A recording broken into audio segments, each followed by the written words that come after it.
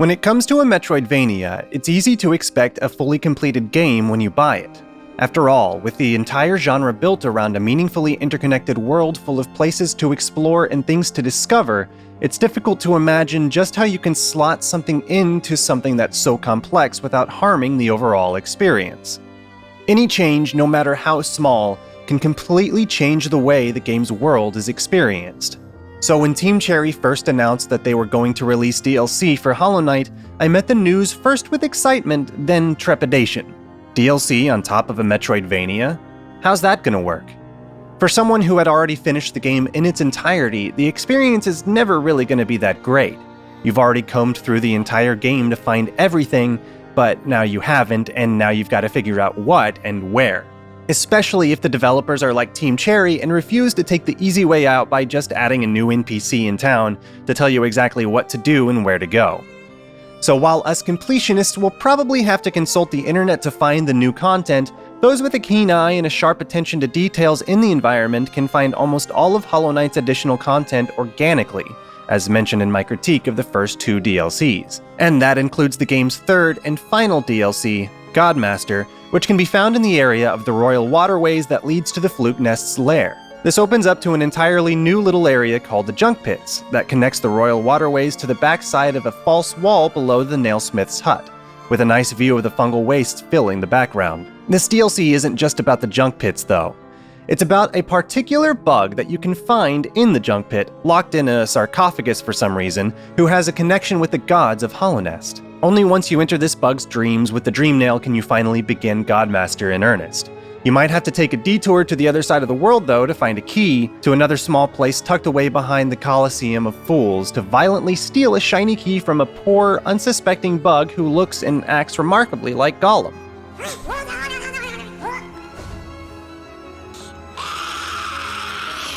When Godmaster was originally announced, it was under a different title, Gods and Glory. This final free content pack was teased to be bigger than both the Grimm Troupe and the Hidden Dreams. I'll say that this is technically correct, but it certainly doesn't feel like it.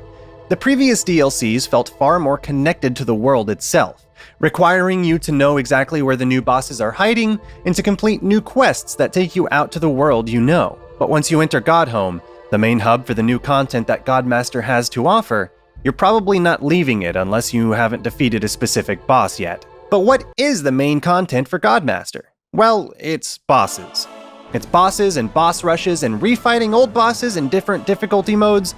This DLC is all about the combat and, in some cases, absolutely brutal boss fights. Because of that, this free content pack is probably disappointing for many people. Hollow Knight isn't a very easy game overall. Most people will have at least one boss that really tests their patience or even causes them to quit the game altogether due to the game's difficulty, in spite of how much they might love the game's art or the game's world. And though Hollow Knight generally has some good combat, that's not the aspect of the game that really keeps people around. It's the game's world first, and the promise of something to find or a fun boss fight second. That probably sounds a little contradictory, so let me elaborate a little more. Hollow Knight's boss fights are pretty fun on their own, and that's due in part to how well designed most of them truly are. Clear telegraphs, challenging patterns, resource management, and eventual victory. Team Cherry stumbled upon a great formula here that makes boss fights something to really look forward to in spite of how simplistic the combat can be during the game's moment-to-moment gameplay.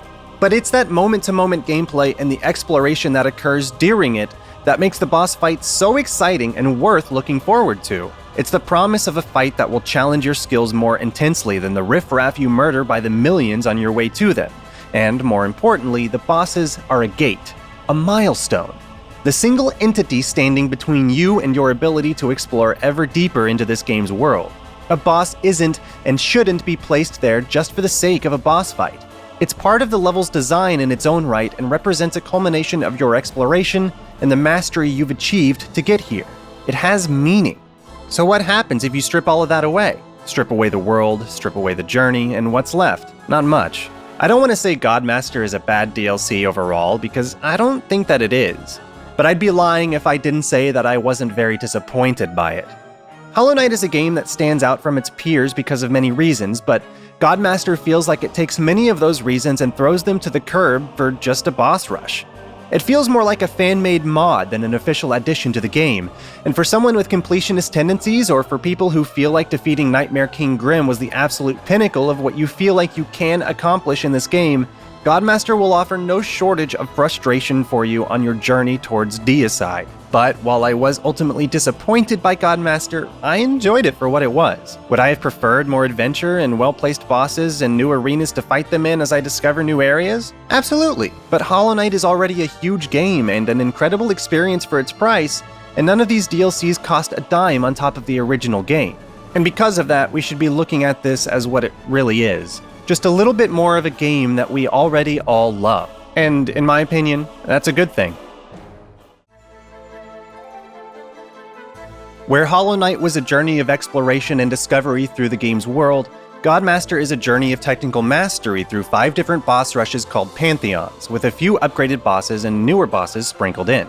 The first 4 Pantheons are mostly subsets of bosses from each portion of the game, and as a result will get more difficult as you fight and move on to the next ones. Each one has 10 bosses, with a hot spring and a bench at the halfway mark to heal up and change charms. And right before the 10th boss of each of these sits a special room where the Godseeker itself resides, who patiently and attentively sits in the background of every arena as you fight. This creature never really has much to say outside of hoping for your destruction for daring to challenge the very gods it worships. But it's there to talk to nevertheless. Most people are eventually going to hit a wall while working through these boss rushes. The first rush isn't much of a challenge because of the bosses it contains, but if you remember anything about the later bosses, then you pretty much know what to expect as you progress to the harder ones. And what you probably expect is to die. A lot. The 4th boss rush is very hard, and while I found the 3rd one somewhat difficult, the 4th one is where I truly hit a brick wall of difficulty.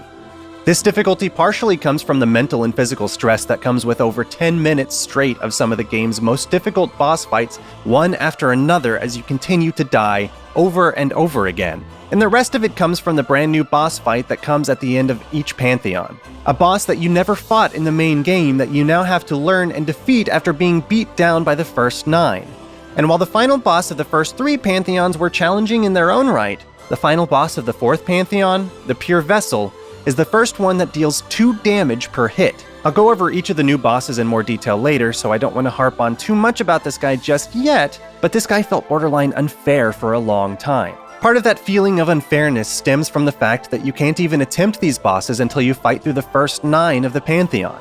Don't get me wrong, you're likely to get very good at fighting these first 9 as you die over and over again to the 10th, but you're probably going to find yourself frustrated having to spend 10 minutes to even get another try at the new boss, just to get murdered in 20 seconds by attacks that you don't even know how to read yet. Well, what I said was only partially true, because it just so happens that there is a way to practice these new bosses without having to trudge through the Pantheon over and over again. There's a room in Godhome called the Hall of Gods, and within it is a silhouetted statue of every single boss that appears in Hollow Knight. You'll likely have discovered this room during your initial exploration pass through Godhome, and if you're anything like me, you assumed that you were only able to revisit bosses that you've already defeated. That's how I expect most other games to work, but after getting really frustrated by hopelessly dying to a boss that I couldn't hope to understand in the window of time that I had to encounter it, I decided to see if my assumption held up. Luckily, it didn't. To my surprise, when I approached this boss's pedestal, its statue appeared and I was able to fight it and practice it.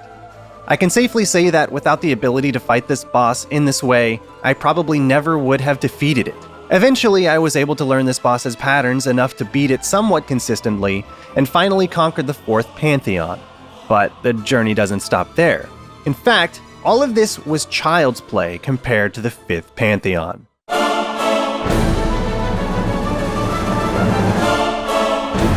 The 5th Pantheon is the boss rush of Hollow Knight. One after another, you'll fight 42 bosses. That's nearly every single boss in this game, including a new version of the Mantis Lords in the middle, and an improved version of the Radiance as the crown at the top of this challenge. That includes Nightmare King Grimm and our new friend from the 4th Pantheon. Each one of these are fought in the Ascended versions of their arena, making most of the fights just a little bit more challenging to overcome. A successful run of this is around 40 minutes to an hour, depending on how efficient you are. And you can imagine just how much time you lose when you die to one of these final few bosses. It's pretty easy to get frustrated at this challenge, My first attempt died at 30 minutes in. My second attempt died at about 40 or 45 minutes in to Nightmare King Grimm. After that, I went to practice, came back, and died to the Pure Vessel. Twice, maybe 3 times, I can't remember. You can imagine just how much time was lost on each of these deaths. That was when I decided that if I was ever going to come out of the other side of this, I needed to practice. But not just practice to the point of being able to win sometimes. I needed to practice like I was practicing for a recital or performance. I needed to over-prepare. I mentioned ascended versions of these bosses a few moments ago. This is basically a harder version of any given boss that can be accessed within the Hall of Gods. An ascended boss will deal double damage, have more health, and in many cases will feature a slightly altered arena to make the boss even more challenging. I'm unaware if the 5th Pantheon increases the boss's health to ascended levels, but luckily they do normal damage during the rush, so I guess that's somewhat of a silver lining. But my thought process went like this. I don't want to keep wasting time on this stupid boss rush. I've spent a few hours by this point just failing, and while I was incrementally getting better at it, I just felt like I was spinning my wheels for no real progress. Every failure was a loss of at least half an hour. I needed practice, and I needed a change of pace. So I decided to comb through the Hall of Gods, boss by boss, and defeat every single one in its ascended form. Sure, this starts off easily enough, but it gets pretty difficult pretty quickly as you face the bosses that can deplete your health faster than you're used to. You have to learn to fight them more carefully and efficiently and take less risks as you master their behaviors and patterns. Of course, some are more difficult than others, but I hit another brick wall when it came time to face the ascended Pure Vessel. That took me nearly 2 hours on its own. Just so you know how hard this guy is, Nightmare King Grimm, even in Ascended mode, was an absolute cakewalk in comparison to the fury of the Pure Vessel. Nightmare King Grimm only took me about 18 minutes. Eventually, I was able to defeat the Ascended form of every single boss, and it was exactly what I needed to plow through the final Pantheon. Sure, I had some scares here and there, but overall, I was more confident and more accomplished with these fights, and it made all the difference. I dispatched the Pure Vessel at what I thought was the end, and then...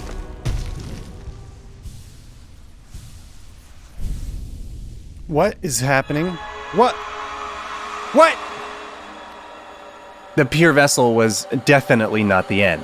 I wasn't exactly expecting it to be, since each of the other Pantheons had a new final boss, and there was one name missing from my list of unlocked bosses, but it still came as a bit of a shock after the rush of finally defeating the boss that stood in my way for so long. But I never could have imagined just how much of a nightmare this true final boss would be. But more on that later. I, of course, died to the Absolute Radiance, went to practice and eventually defeated on normal then ascended difficulty over the course of about 4 hours, and then took 3 more attempts to finally defeat the final Pantheon once and for all.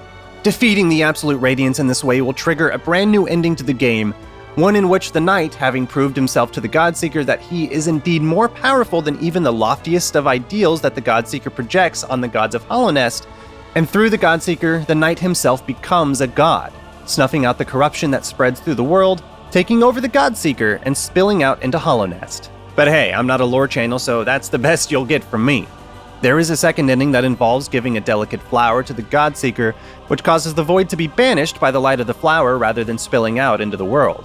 Which of those is the true ending? I don't know. That's a lot of work for a cinematic though, and the fact that such an important bit of lore is hidden behind the insanity of the final boss rush just sucks. I appreciate a good challenge, but why is it this hard? The hours that I spent grinding away at some of the harder bosses just so I could hope to defeat them in the boss rush felt necessary, but weren't fun to me. They were just frustrating. Sure, spending the hours to defeat each boss on Ascended wasn't required, but I felt that if I didn't, then I wouldn't be well enough prepared to face it in the Pantheons. And the further hours wasted by dying deep into those Pantheons, especially the 5th one, are among some of the most soul-crushing defeats that I've ever had to face in my gaming history. I mentioned earlier that the context of a boss is just as important as the boss itself is, and this experience is really what drove that point home for me. The boss rushes are fun at first, but your reward for defeating one is more often just a newer, harder one. And on top of that, none of the new bosses have any of that context except perhaps for the Absolute Radiance. None of them guard anything or are a master of their domain or hinder your exploration. They just exist for the sake of having more bosses. Again, none of this is to say that I didn't have fun overall, it's just that the periods of intense frustration really brought down the whole experience and, in my opinion, drags Hollow Knight's overall experience down just a peg or two. It's almost like watching The Matrix for the first time, wanting more, and then realizing after watching the second and third movies that The Matrix was probably fine without sequels, and probably should have stayed that way. There are 2 more features that I haven't even mentioned, and I'll only mention them in passing because I really didn't feel like they were worth my time. The first is in the Hall of Gods. Once you defeat a boss on Ascended mode, you unlock Radiant mode. Radiant mode is the same as Ascended, except you die in 1 hit, period. And the second feature is that you can choose to tackle each Pantheon with a set of bindings. Lower your nail damage, limit your soul meter to 2 spells, limit your max health to 5 masks, and prohibit charms. I'm sure you can imagine just how much more difficult any one or more of these can make each Pantheon. I decided pretty early on that I wasn't going to bother with completing any of these. There is a reward for completing these Pantheons with the bindings, but whether or not that's worth it for you, that's up to you. This is the section where I talk about each new boss in more detail. There's quite a few of them this time around, so I'll be quick with most of them and give the harder ones the time they deserve. Brothers Oro and Mato. This is a pretty neat fight. It starts out as just Nailmaster Oro who puts up a good fight and really gives you the feeling of 2 swordsmen going at it in a fair duel. This is a good time to try and learn what he's capable of because before long you'll defeat him and his brother will come in, making it a 2 versus 1. These brothers cover each other remarkably well, and in spite of how telegraphed most of their moves are, I found these guys to be pretty difficult. They may not hit very hard, but their cooperation consistently threw me off, and I usually found myself taking far more hits from these guys than I ever expected. Paintmaster Sheo. Sheo was originally a Nailmaster, but after seeing what he can do with a paintbrush, it's pretty clear that he chose the right path. This is a fairly straightforward fight and is probably the easiest of the new bosses, but it's still a fun one. Each color of his paint does something different, but with the exception of the orange spear, they all involve dodging a quick initial swing and a secondary wave of paint bullets. Not complicated, but still fun. Great Nailsage Sly. This is the first new boss that I absolutely hated. He may be cute, but he's small, fast, and has more range than what I consider reasonable. Absolute top tier pick in any fighting game. If I had to describe this fight in one word, it's this.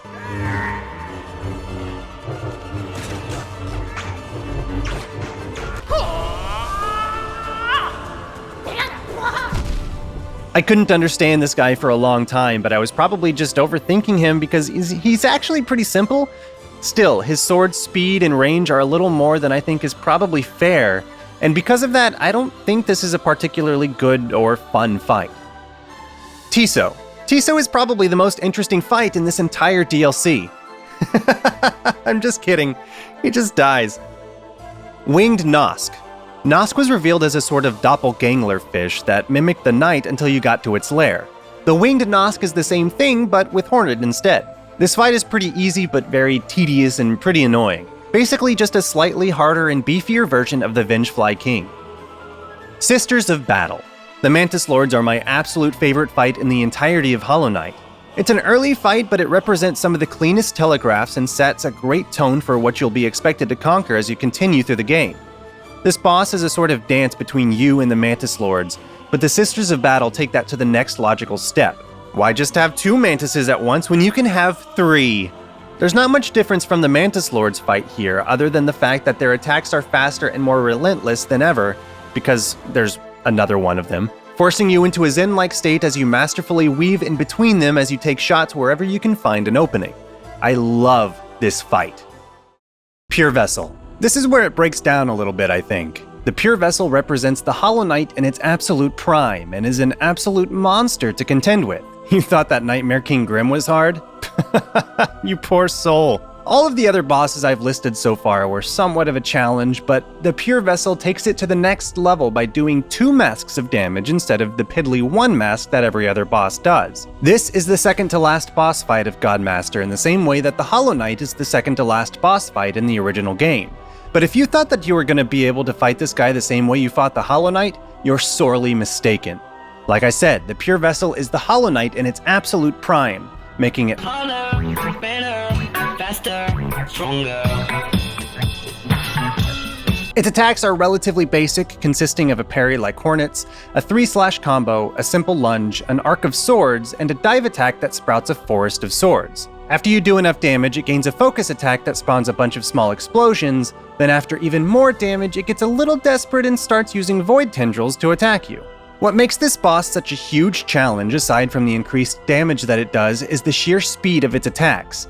The Pure Vessel will only ever fire off one move at a time, but the downtime in between each attack is very short. While you're still learning the fight, you may find that you quickly get overwhelmed as you barely have any time to think after dodging an attack before the next one is coming your way. Fighting through this guy was a huge challenge for me, but fighting him on Ascended difficulty? That was rough. Every mistake is punished. Did you burn your dash at the wrong moment just to have him get up in your face? Did you instinctively dash away from his 3/ combo instead of dashing through him? Did you not see him prepare his lunge because he's off screen throwing daggers at you? Did he teleport to a place you just completely weren't expecting? Oh yeah, he teleports too, making his movement just that much more unpredictable. Luckily he doesn't do it all the time, but it's still enough to cause problems. And since this guy deals 2 masks of damage on normal, that means he deals 4 on Ascended. The amount of time that you have to breathe when you stagger this guy is so fleeting that if you're trying to fight him in Ascended difficulty, you're better off just charging up a Great Slash or something instead of healing up any damage you took. It took me probably an hour to get somewhat comfortable with this boss, and another 2 hours to defeat him once on Ascended difficulty. I will say that once I finally managed to defeat him on Ascended, the Pure Vessel became a really fun fight on normal difficulty. But the most interesting thing about getting good at this boss is just how much of a pushover Nightmare King Grimm looks in comparison. If you're fighting each of these bosses in order like I did, Nightmare King Grimm will give you very little issues, even on Ascended difficulty, after fighting the Pale Vessel.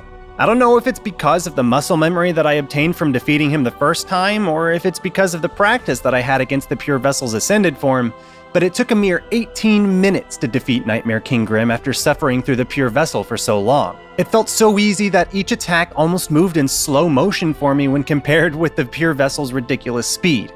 I thought that the Pure Vessel was absolutely unfair when I was fighting through him on Ascended difficulty. He was just too fast, with way too much of a punishment for making a small mistake. But defeating it taught me that no matter how hard a boss might seem, it can always get worse.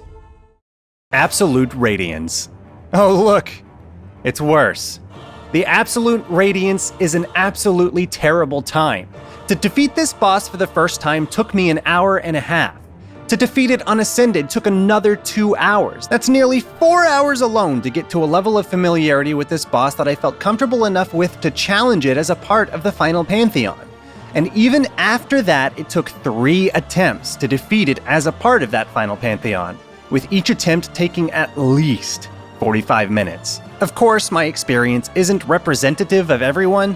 For many, it will take much longer, and for another many, they'll have a relatively easy time of it. I like to think of myself as an above-average gamer when it comes to skill and being able to overcome challenges like this, but if that is true, then the fact that this took me so long to conquer says a lot. Some might think Nightmare King Grimm is unfair. I truly felt like the Pure Vessel was unfair, but both of those pale in comparison to the Absolute Radiance and the onslaught that she brings forth.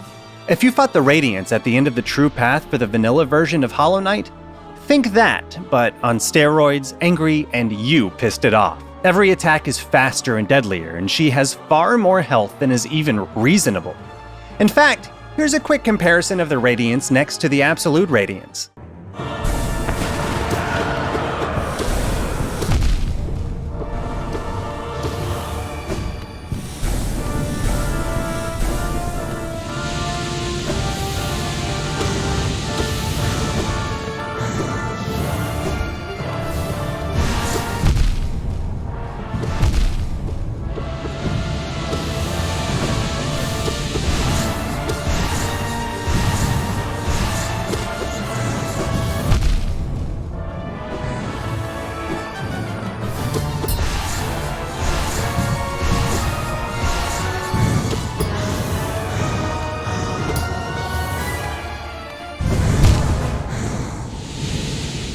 Allow me to take a moment to break down each attack and give my thoughts on it.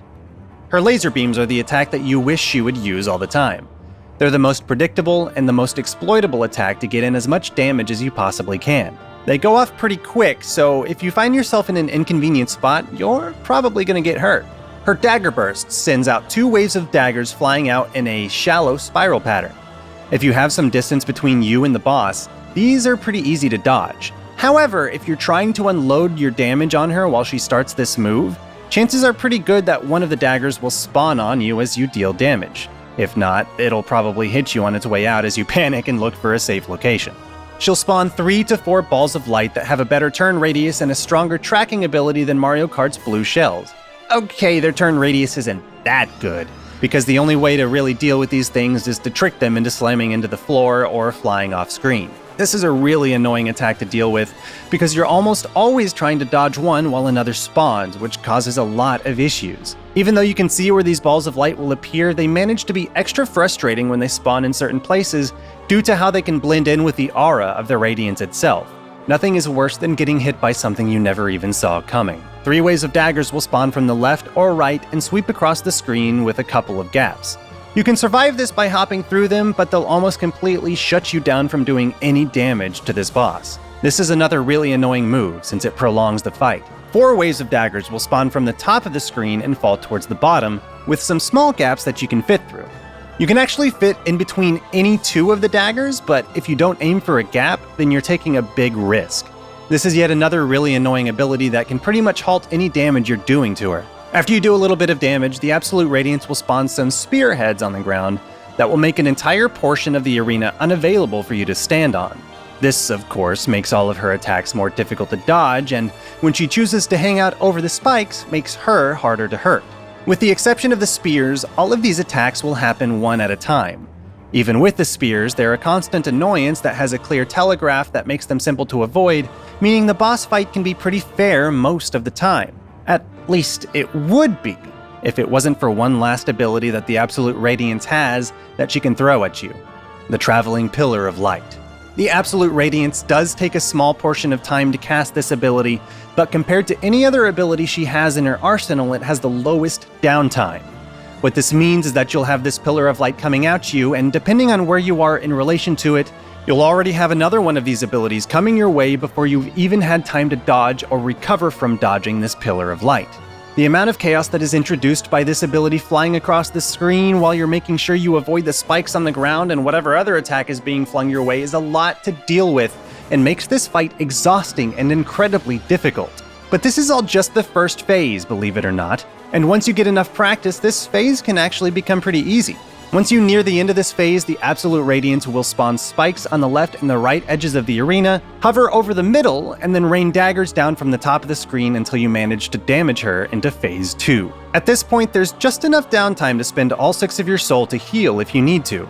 However, with where the next phase takes place, the ideal situation is to not have to heal at all going into Phase 2. You're going to want as much soul as possible. Phase 2 takes place on this set of small platforms, much like the Radiance fight in the original game did. And this is where most of the frustration happens. All of these platforms that you're given are pretty small, and the boss retains all of her abilities except for 2, the spiky floors and the daggers from the sky. For all intents and purposes, the boss just got simpler, but the problem is that the navigation of the arena has gotten much more difficult. Naturally, going from platform to platform is going to be incredibly dangerous because the air itself is a dangerous place. The second you decide on a destination and jump, your trajectory and gravity will take over. You have some control with your double jump and your dash abilities, but there's a lot to look out for at any given moment, and that's all while trying to find an optimal opening to deal damage to this boss. Every single one of the abilities that the Absolute Radiance retains in this phase is rendered deadlier by the arena itself. Gravity is not your friend in this fight, and the boss's tendency to teleport in an unpredictable pattern becomes even more of a frustration than it was before. The big challenge here is to get close enough to the boss so that you can do damage, but still be able to react to any abilities that she throws out. The horizontal daggers and pillars of light are elevated from a chaotic annoyance to a wall that blocks you from being able to be aggressive at all. The balls of light become a new kind of frustrating, since they're able to pass through the floors if they've just spawned. I've taken way too many hits from this because my reflex and intuition keeps telling me that the floor will protect me, but then it doesn't. And the radial attacks like her laser beams and radial daggers become a much more dangerous obstacle. The lasers because you might accidentally fall into them after dodging one of her other abilities, and the daggers because you have to find your way into their spawn radius just to deal damage with your nail. All of this leads to the exact reason why I said that you want to go into this phase with as much soul as possible. The less you have to hit the Absolute Radiance with your nail, the better. And of course, that means hitting her with as many Shade Soul Blasts as you possibly can. If you're using the Strength Charm and the Shaman Stone like I was, each blast will deal a little bit more damage than hitting her with your nail, and since she's so big, if you shoot right, then each blast will hit her twice for an amount of damage that's close to 3 nail hits. It doesn't sound like a lot, but anything that keeps you from taking damage in this phase is worth doing. All in all, this phase of the fight is the most frustrating time I've ever had in this game. But if by some miracle you manage to defeat it, it's time to climb up to Phase 3. The climb to Phase 3 is similar to the climb for the original Radiance, except like everything else in this fight, it's much more challenging. The beams of light will rain down on you one at a time as you head upwards, but not directly at you. In addition to the increased speed at which they're firing at you, that's what makes this part challenging. When you first start the climb, almost none of the beams of light will aim directly at you, but as you get closer to the top, they'll eventually all be aimed directly at you. This creates a sort of uncertainty in the places that you need to avoid, and if you make the wrong move at the wrong time, you're either going to get blasted by the light or fall into the void below. Neither is good. This climb is very tense, and the uncertainty of the beams of light make it a challenge to get to the top without falling for a trap. But once you finally do, it's over, right? Wrong. There's one more phase, but luckily this one is pretty easy if you stay calm and stay patient. During this phase, the Absolute Radiance will simply teleport around and fire off a single ball of light at a time. The best strategy for this phase that I've found is to time your double jumps in such a way that the balls of light will fly off screen and disappear, and then wait for her to come to you. Unfortunately, there is, or was, a small bug with the graphic that occurs when a ball of light is spawning, which can fake you out and get a cheap hit in if you're not careful. Once you land the last hit of this phase, you're finally done. I hate this boss. A lot. And it all comes down to its second phase. Having to hop around tiny platforms while being bombarded with high damage abilities as your target teleports around in a completely unpredictable pattern simply is not fun, and I cannot confidently say that the entire experience of defeating this boss was worth it for me. I can't even begin to imagine how long this boss would take with bindings or on Radiant difficulty, and I really don't want to. Alright, well that's all the bosses, and with that, it's the end of...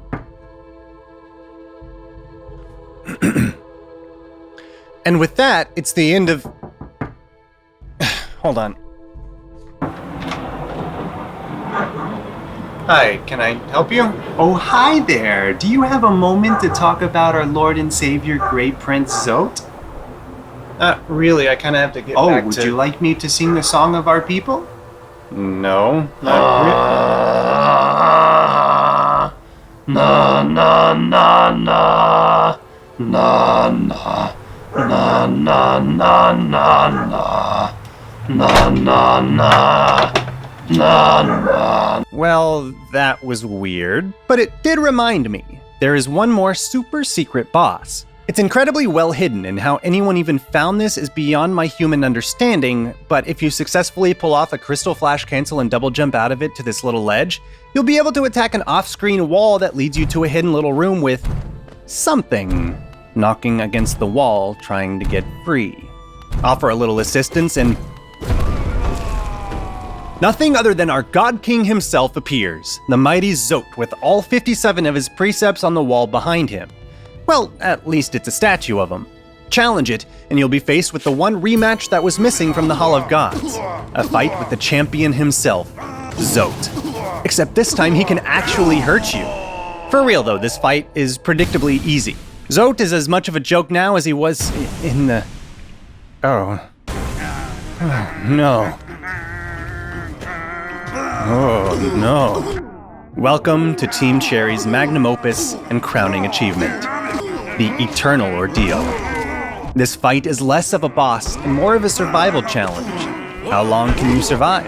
How many unholy Zoteabominations can you defeat before succumbing to his absolute glory? All you need from this is to defeat, surprise, 57 Zotes to turn his statue gold, and once you do, head to the title screen and you'll be gifted with this absolute beauty of a musical piece. Na na na na na na na na na na.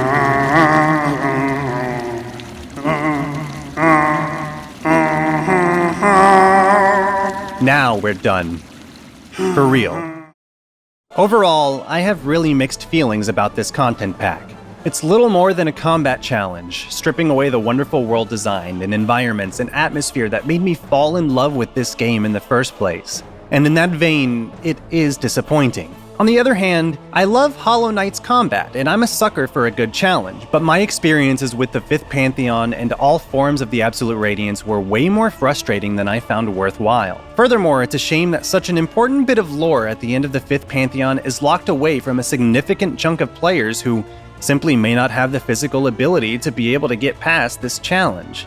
I mean, yeah, sure, you can see it on YouTube, but it's just not the same as accomplishing it yourself, you know? But like I said at the top of the video, this and every other content pack was completely free on top of a game that's already criminally underpriced for its value, so it's hard to be truly upset. In the end, even though it might drag the entire game down just a peg or two, I'm happy to have had more Hollow Knight in my life, and I'd be lying if I didn't say it wasn't fun and fulfilling, at least most of the time. And while we're on the subject of value, why not head over to chrono.gg/ingeniousclown and see what kind of deals you can get on some new games. Every day, chrono.gg offers a brand new deal for a different game at that game's historically lowest price. You can also earn coins by taking advantage of these deals to unlock even more games for free. Each purchase from my link directly supports me as well, so if you'd like to support my channel while getting some cheap games for yourself, bookmark my link at chrono.gg/ingeniousclown and check every single day for some fantastic deals on some fantastic games. Links in the description below.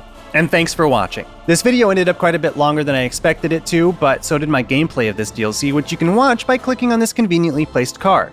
If you like this video, you already know what to do, so with that out of the way, I'll see you next time.